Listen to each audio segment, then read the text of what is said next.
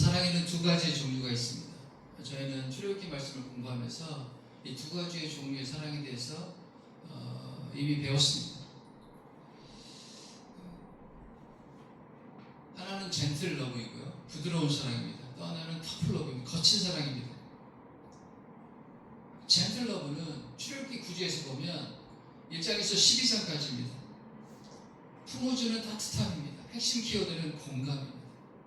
위로, 수용, 포용, 안정감, 친밀함, 안아주기입니다. 보듬어주기입니다.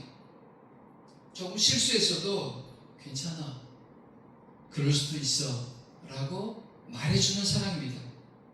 이 사랑을 이렇게 표현하더라고요. 상처를 치료하는 연고 같은 사랑, 젠틀 러브입니다. 또 하나의 사랑은 출애굽기 13장 이후부터의 사랑입니다. 터프 러브입니다. 거친 사랑, 성장시키는 단호함입니다. 핵심 키워드는 훈육, 자립, 책임감, 현실 직시, 쓴소리입니다. 이렇게 말합니다. 널 위해 지금은 이 쓴 잔을 마시게 할 거야. 그래서 이 터프러브의 사랑을 문장으로 이렇게 표현합니다. 뼈를 튼튼하게 하는 칼슘 같은 사랑. 좀 이해가 되어졌습니다. 두 가지의 사랑은 본질은 같습니다. 그런데 표현의 방법은 다릅니다. 지금 예배하는 여러분들에게 더 필요한 사랑은 어떤 사랑이 계십니까?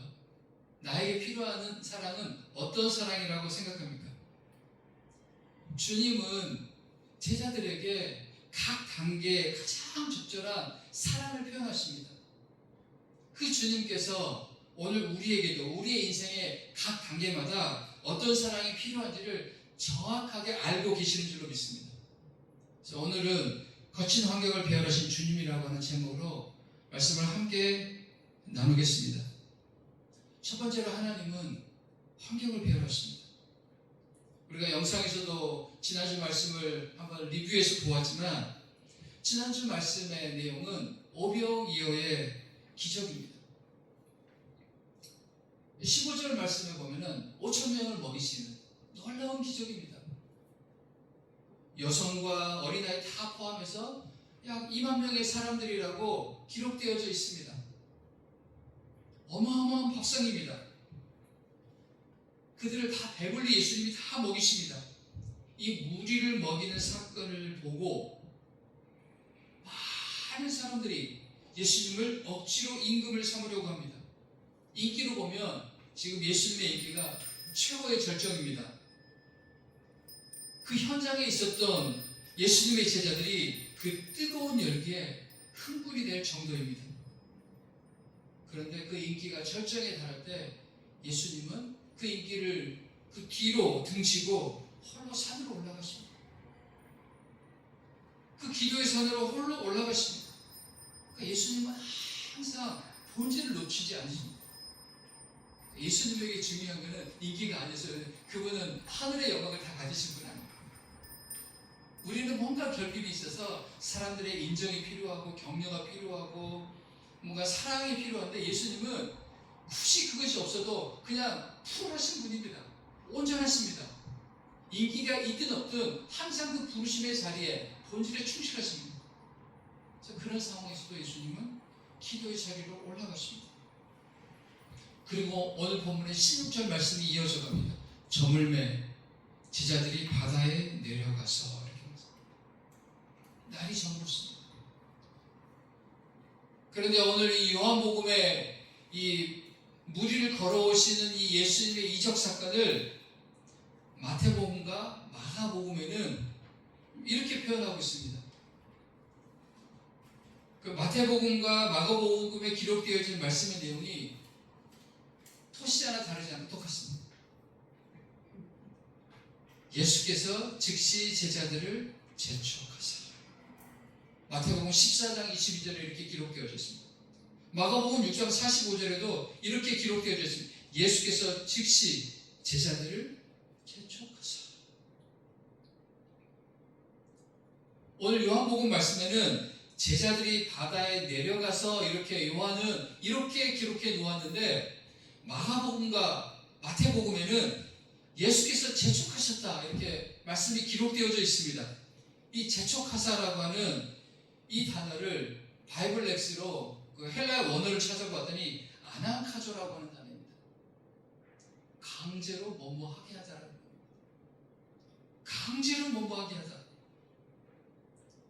날이 저물어서 제자들이 알아서 바다에 내려간 것이 아니라 예수님이 재촉하십니다. 강제로 지금 제자들로 하여금 배에 오르게 하십니다. 그러니까 우리 하나님은요, 강압이라고 하는 것도 적절하게 쓰실 줄 아시는 분이세요.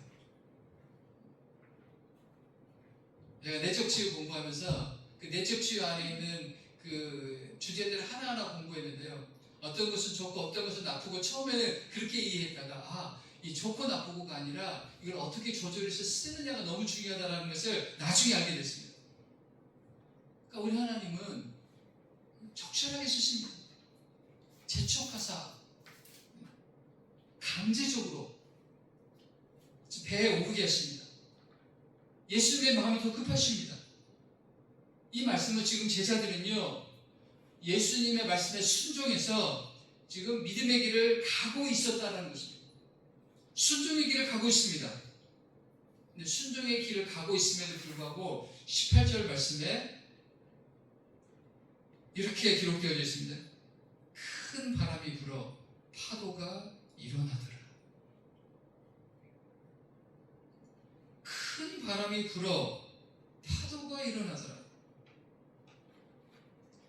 오늘 지금 이 큰 파도가 일어나는 이 풍랑은 제자들의 불순종 때문에 일어난 사건이 아니었습니다. 지금 제자들은요, 정확히 주님이 명하신 그 길 위에 있습니다. 우리에게는 이런 좀 공식이 은연중에 있습니다. 순종하면 만사입니다. 순종하면 평탄하기. 청계지에 오래 있다 오신 우리 목사님도 계시고 우리 유기성 목사님도 그러시고 순종해서 청교지에 가셨는데 만사 형통 평상에 항상 길이 기다리고 있었습니까? 물론 그럴 때도 있죠.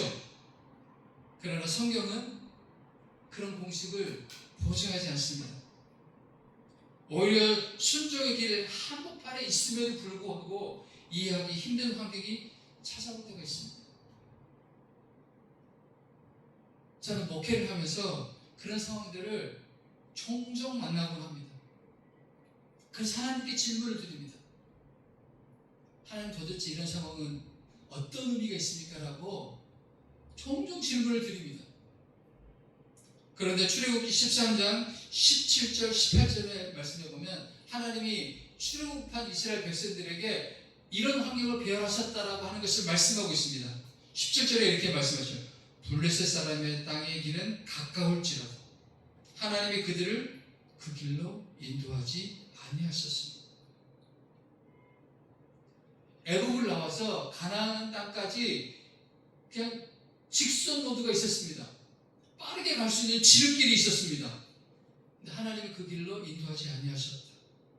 18절에 보면 이렇게 말씀하죠. 그러므로 하나님이 홍해의 광야길로 돌려 하나님이 돌리십니다. 하나님이 배열하신 환경입니다. 그리고 14장에 홍해를 건너게 하십니다. 홍해를 건너자마자 고생 끝, 행복 시작. 가나안이 기다리고 있었습니까? 제일 첫 번째 만난 게 마라의 순물입니다. 쓰레기 물을 경험합니다. 기대치가 확 무너져 버립니다. 그것으로 끝나지 않고 16절이니까 양식이 떨어지고 17절이니까 또 물이 떨어집니다. 그 사건을 간신히 지나왔는데 아말렉이 기다리고 있습니다. 18장에 와서는 지도자의 허물 때문에 큰 시험에 듭니다. 이 출애굽기의 말씀을 보면은요, 거기에 하나님이 빠져버리면 이 전체의 출애굽기 말씀에서 주어가 하나님이 아니고 주어가 사람이면 갈수록 태산입니다. 안 풀려도 이렇게 안 풀릴 수가 없습니다. 하나님은 출애굽한 이스라엘을 어렵고 힘든 광야길로 의도적으로 돌리십니다. 사랑하는 여러분, 모든 환경에는 하나님의 의도하신 배열이 있음을 믿습니다. 그것을 깨닫는 것이, 그것을 알아차리는 것이 바로 깨어있음입니다. 그것이 바로 영성입니다.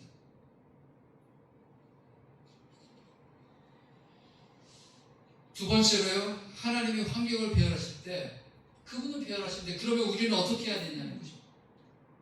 그 의도를 파악하는 것이 중요해요. 그래서 하나님의 의도에 집중하라는 거죠. 오늘 본문의 말씀을 배경에 두고 마가복음 6장에 보니까 마가복음 6장 47절 48절에는 또 이렇게 말씀하십니다. 저물매 배는 바다 가운데 있고 예수께서는 홀로 무태에 계시다. 제자들을 강압적으로 배에 태워서 바다로 내모셨습니다. 그리고 예수님은 홀로 지금 무태에 계십니다. 산에서 기도하고 계시는 장면이죠. 그리고 48절에 보면 이렇게 말씀했죠. 바람이 거스림으로 제자들이 힘겹게 노젓는 것을 보시고 밤 사경에 바다 위로 걸어서 그들에게 오사 말씀하십니다. 밤 사경입니다. 유대인의 시간 개념은 1경, 2경, 3경, 4경 이렇게 되어 있습니다. 그러니까 1경이 오후 6시부터 시작되어집니다. 그러니까 밤 사경이니까 새벽 3시에서 6시 사이입니다. 오후 6시부터 새벽 3시까지라고 짐작해보면 제자들은 지금 약 6시간이 아니라 약 9시간 가까이 바다에서 지금 파도와 씨름하면서 노를 젓고 있습니다. 사투를 벌이고 있습니다. 근데 예수님의 12제자 중에서 대부분의 그 제자들의 직업이 무엇이었습니까? 어부입니다. 바다의 전문가들입니다. 노를 젓는 곳이라고 하면 그냥 온 세포에 새겨져 있는 사람들입니다. 어떻게 저으면 효율적인지, 어떻게 저으면 빨리 갈 수 있는지 너무나 잘 아는 사람들인데 이날따라 아무리 노를 저어도 끝이 보이지 않습니다. 진전이 없습니다. 여러분, 인생을 살다 보면 그럴 때가 있지 않습니까? 아무리 기도해도 앞이 보이지 않습니다. 아무리 기도해도 하나님의 응답이 없는 것 같습니다. 최선을 다하고 노력하는데 답이 보이지 않습니다. 하나님이 침묵 가시는 것처럼 그런 상황이 계속해서 반복되어집니다. 그럴 때 답이 보이지 않으니까 답답하다 얘기해요. 히브리서 11장 말씀을 믿음장이라고 얘기하죠. 우리의 믿음의 수많은 선배들의 이름이 히브리서 11장에 열거되어져 있습니다. 근데 그 열거되어진 그분들의 이름 뒤에 하나님이 그분들의 삶을 짤막짤막하게 요약해서 설명해 놓은 말씀들이 기록되어져 있습니다. 공통점 중에 하나는 뭐냐면 반드시 하나님이 배려하신 이러한 험한 시간들을 통과한 사람들이라는 것입니다. 대표적인 사람 중에 하나가 요셉이지. 형들에게 배신을 당합니다. 가족에게 제일 먼저 인신매매를 당했던 사람이 요셉입니다. 모르는 사람도 아니고요. 가족입니다. 형들입니다. 그들에게 배신을 당하고 그들에게 팔림을 당합니다. 아마 그 충격은 아마 이루 말할 수 없는 내적인 충격이었을 것 같습니다.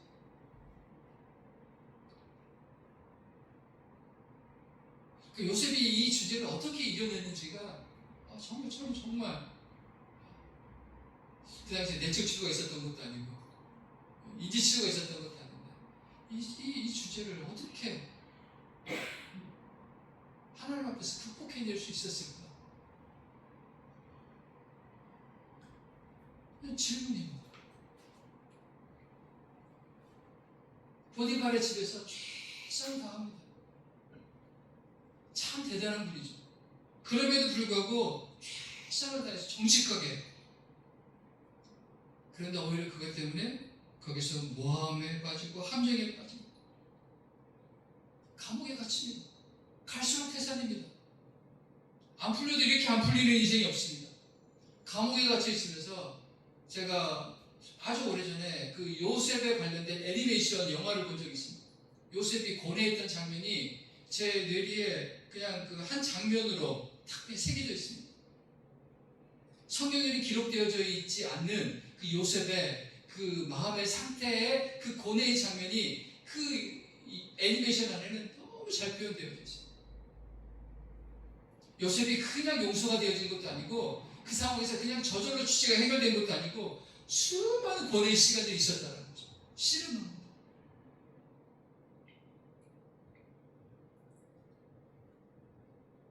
형들에게 가족들에게 배신당한 큰 느낌, 버림받은 느낌, 거절감의 상태는 의외로 생각보다 치명타입니다. 근데 거기다 하나님도 침묵하시는 것 같습니다.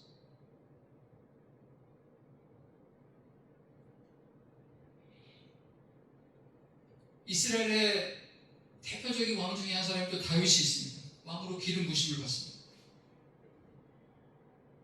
그럼 그 이후부터 탄탄대로해야 되는데 왕으로 기름 부심을 받고 난 이후에 장인 사울왕에게 쫓겨다닙니다.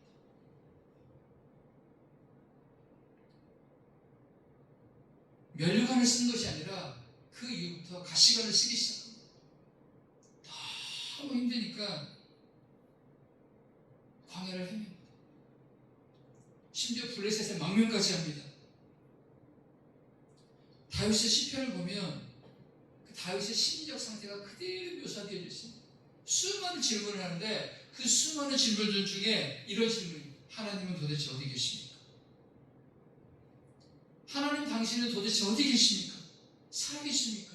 그 수많은 질문입니다.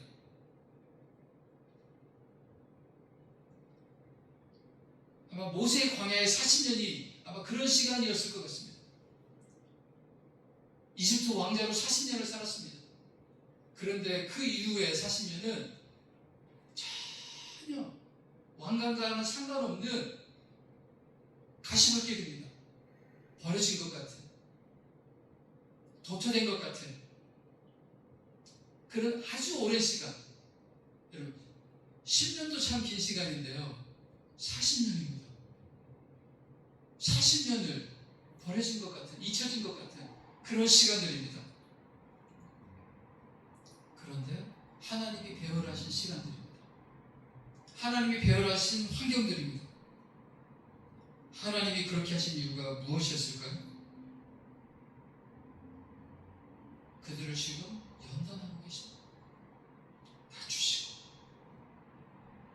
하나님만 붙들 수 있도록, 하나님 외에는 그들의 인생 가운데 그 어떤 것도 드러나지 않도록 하나님이 정금과 같이 연단하는 그런 시간입니다. 그래서 20세기의 위대한 설교자였던 마틴 로이드 존스 목사님은 이런 시간을 거룩한 유기라고 표현했습니다. 거룩한 유기, 사람의 보기에는 완전히 버려진 것 같은 시간, 방치되어진 시간, 근데 하나님께는 목적이 있는 시간, 다듬으시는 시간, 연단이라고 하는 단어가 있습니다. 연단.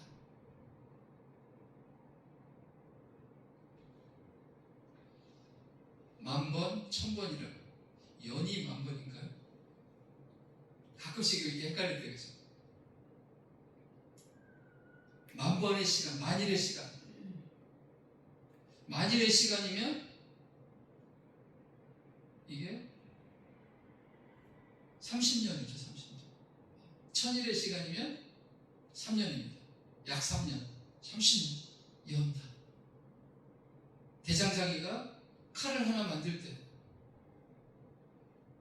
보검을 만들 때, 풀무치, 당금치, 뜨거운 불에다가 집어넣습니다. 엄청나게 뜨거운 불입니다. 꺼내가지고 바로 어떻게 합니까?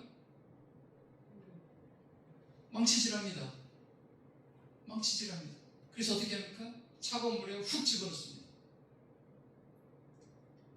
그 지금 뜨거운 불에, 그 다음에 망치질에, 차가운 물에 반복적으로 들어갔다 나왔다 망치질, 그것이 여러분의 인생이라고 한번 생각해 보십시오.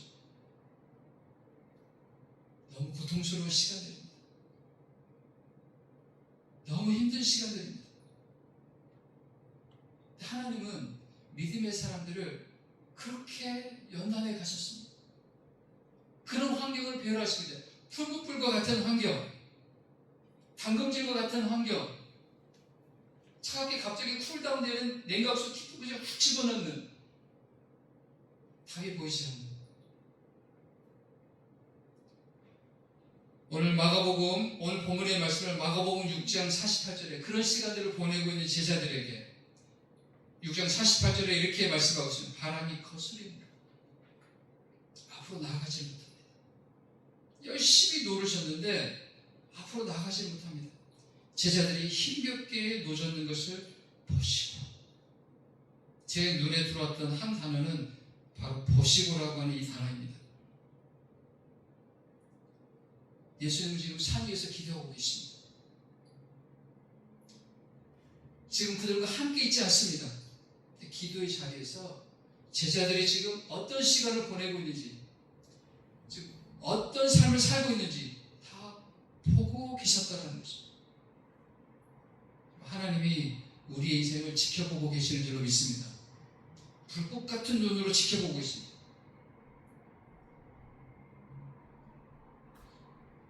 설교 준비를 해서 말씀을 묵상하면서 제가 소망이 됐던 것은 지금 3.4 드림교회 이 시간들을, 이 보내는 이 시간들을 하나님이 불꽃 같은 눈으로 지켜보고 계십니다.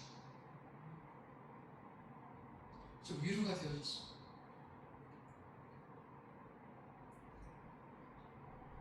오늘 방송 장비가 소리가 조금 더 청명해지지 않았나요? 잘 못 느끼시나요? 네, 이것을 쓰고 있는 제가 좀 느끼고 있습니다. 시스템이 좀 훨씬 더 소리가 맑아졌습니다. 어제 하루 종일 박효성 목사님, 저희 에스더, 그리고 이 방송 장비를 좀 다루실 줄 아는 박효성 목사님이 소개해가지고 2명의 집사님이 오셔가지고 이 장비를 하루 종일 소리를 봐주셨어요. 안 되는 게 너무 많은 겁니다. 그분들이 이걸 다 열어보고 작업을 너무 허술하게 해놨다는 거예요. 어떤 건 소리가 안 나고, 어떤 거는 이미 나가 있고, 모양만 갖춰놨지 하나도 소리가 나게 여기 벽에 붙이는 것은 연결이 된 게 하나도 없습니다. 다 뜯어가지고 다 연결해주고 소리가 나게 하고, 여기다 꽂으면 소리가 다 나게 돼 있습니다. 소리 다 잡아주고, 어제 오전 9시부터 오후 4시까지 하루 종일. 어제 그냥 저는 그렇게 크게 노동을 하지 않았기 때문에 그렇게 피곤한지를 몰라서 집에 갔는데 어제 너무 피곤해가지고 줄 준비가 아직 덜 끝났는데 그냥 잠들어 버렸어요.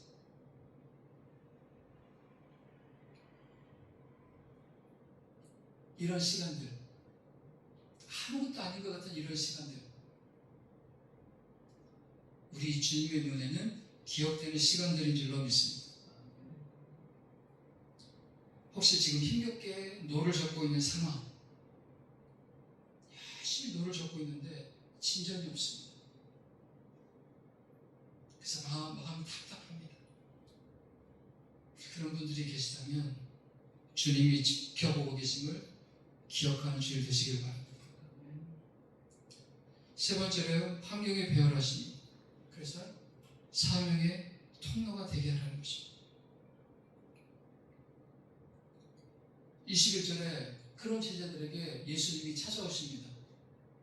무리로 걸어오십니다. 창조주 하나님이십니다. 상황과 환경을 통치하시고 다스리시는 분이 우리 주님이십니다. 믿으시죠? 무리로 걸어오십니다. 21절에 제자들이 그 물 위로 걸어오신 그 주님을 기뻐서, 주님이 탁 나타나십니다. 그것도 물 위로 걸어오셔가지고 배로 영접하니 배는 곧 그들이 가려던 땅에 이르렀더라, 이렇게 말씀합니다.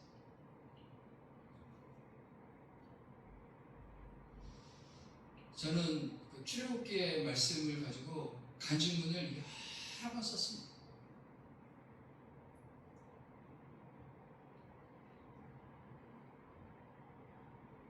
처음에는 숙제로 쓰기 시작하다가 나중에는 정말 제가 제 자신을 좀 들여다보고 싶은 마음으로 간증문을 쓰기 시작했어요. 여러 번 썼습니다. 근데 여러 번 쓰는 중에 주님이 보여주신 것들이 있습니다.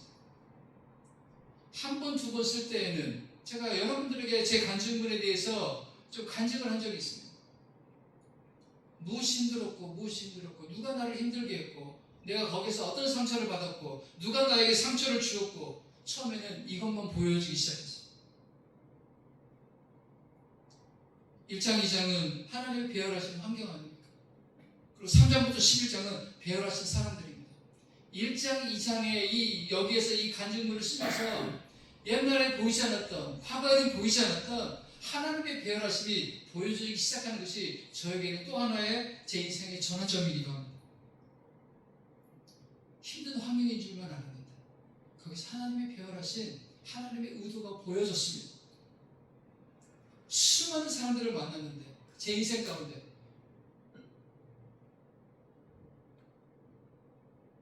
저를 너무 힘들게 한 사람들인 줄만 알았습니다.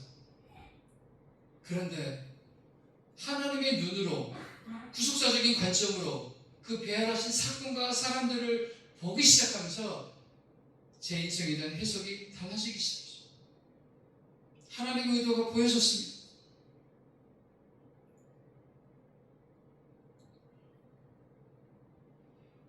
그런 눈이 열어지기를 주님의 이름으로 축복합니다.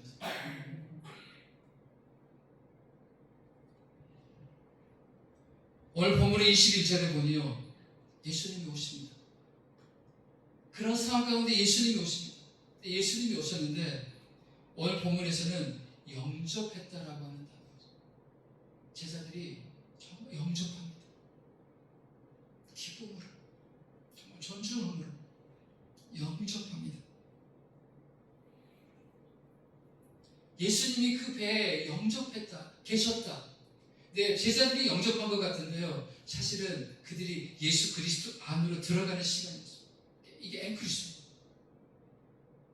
그 공동체 전체가, 지금 환난과 위기 가운데 그 공동체 전체가 그리스도 안으로 들어가는 시간이 되었습니다.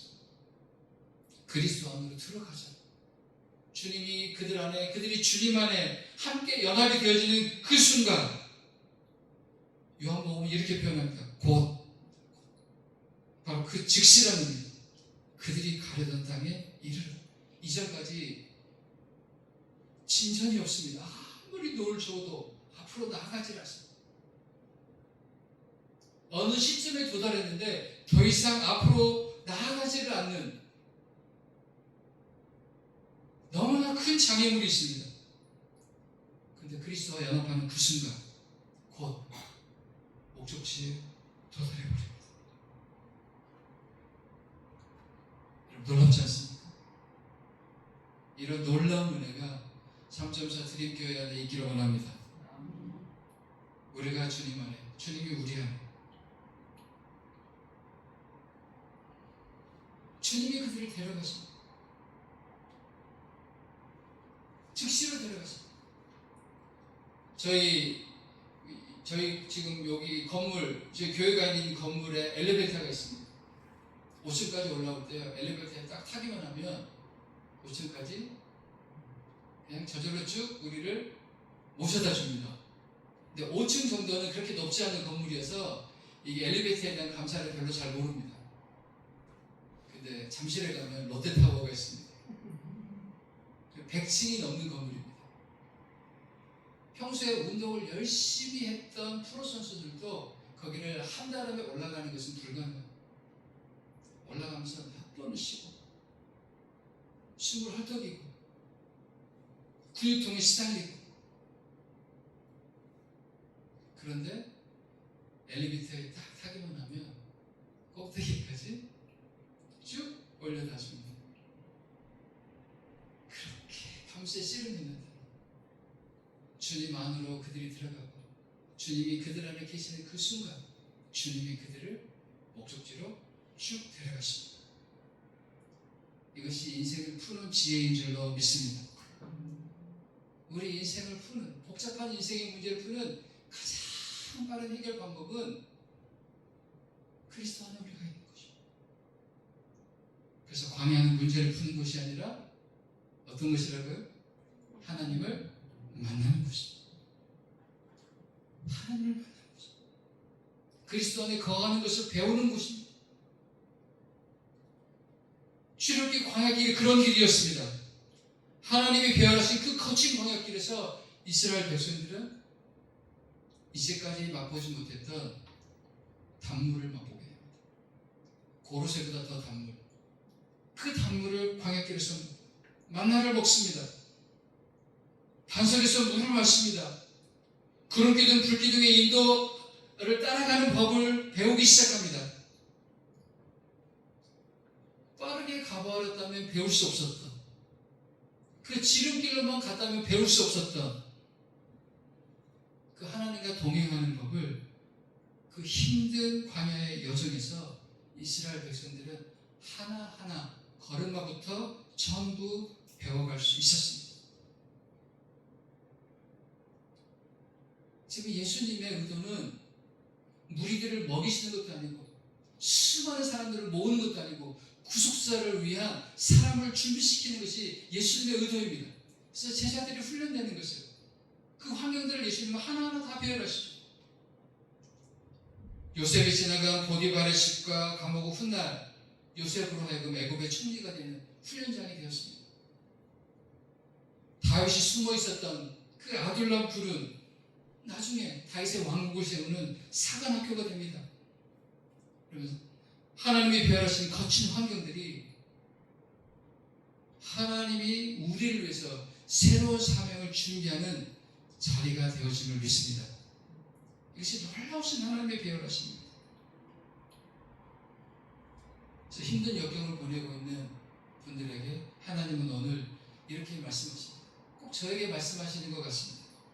노젓기를 포기하지 말아라. 너무 힘들 때는 그 노를 좀 놓아버리고 싶을 때가 있습니다. 오늘 하나님은 저에게, 우리 모두에게 이렇게 말씀하고 계심을 저는 믿습니다. 노젓기를 포기하지 말아라. 그럼에도 불구하고 계속해서 노를 저으라고 말씀하십니다. 그래서 오늘 말씀을 준비하면서 저희가 몇 번 불렀던 그 찬양이 하나님의 음성으로 메아리치면서 제 안에서 계속해서 어제 저녁 내 왔다 갔다 했습니다. 가사의 내용을 그대로 제가 기록해 놓았습니다. 그냥 읽어드리겠습니다. 하나님을 만나면 끝난 것이다 라고 하죠. 모든 것이 끝났다고 말하는 사람들의 말을 듣지 마라. 앞이 보이지 않는 그런 상황 가운데 지금 있다라는 거 아니겠습니까? 하나님은 아직도 너에게 시선을 떼지 않았다. 오늘 꼭 본문의 말씀 같습니다. 세상에서 답을 찾지 말아라. 사람들을 의지하지 말아라. 너의 모든 문제는 하나님만이 해결할 수가 있다. 그리고 이렇게 말씀하십니다. 기도를 쉬지 마라. 찬양을 멈추지 마라. 하나님이 너를 주목하고 있다. 가는 길 멈추지 마라. 뒤를 돌아보지 마라. 하나님이 너를 주목하고 있다. 예배에 집중하라. 말씀을 붙잡아라. 하나님을 만나면 끝난 것이다. 의심을 하지 마라. 절대 포기하지 마라.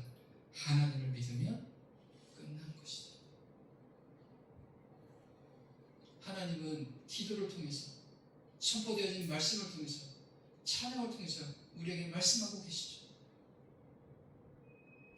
하나님 오늘 본문을 통해서 어제 제 마음속에서 계속해서 메아리치는 이 찬양을 통해서 저에게 계속해서 말씀하고 계십니다.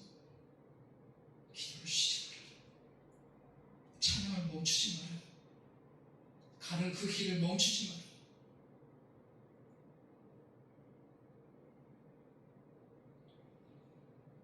뒤를 돌아보지 마라. 우리에게 말씀하시는 하나님의 음성인 줄로 믿습니다. 말씀을 마무리하겠습니다. 하나님은 환경을 사용하십니다. 거친 환경을 배열하시는 주. 배열하셔서 하나님이 무엇을 하십니까? 그 환경을 훈련의 도구로 사용하십니다. 그래서 우리는 깨달아야 합니다. 하나님의 의도를 깨달아야 합니다. 그리고 그 환경 속에서 하나님이 열고 계시는 새로운 기회의 문, 새로운 사명의 길을 발견하는 저와 여러분이 되어지기를 주님의 이름으로 축원합니다.